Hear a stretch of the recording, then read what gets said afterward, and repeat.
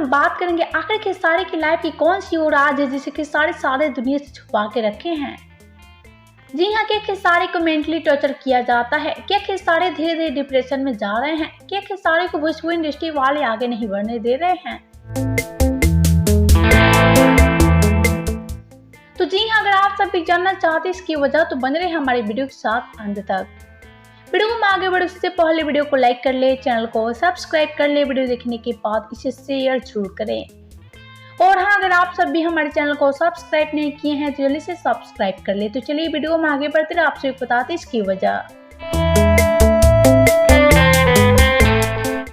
तो जैसा कि आप सभी जानते हैं कि खेसारी आज भोजपुरी के नंबर 1 एक्टर बने हुए हैं। जी हाँ, आज खेसारी की सफलता 7वें आसमान छू रहा है और ऐसे में आज खेसारी को टक्कर देने वाला भोजपुरी इंडस्ट्री में कोई नहीं है। लेकिन ऐसे में आज हम बात करें खेसारी की ऐसी कौन सी वो राज है जिसे खेसारी सारी दुनिया से छुपा के रखे हैं।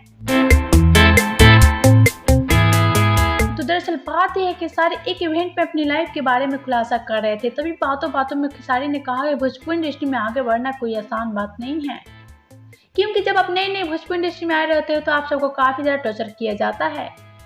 और ऐसे ही मेरे साथ हुआ, जब मैं नए नए भोजपुरी इंडस्ट्री में आया था तो मुझे काफी ज्यादा टॉर्चर किया जा रहा था।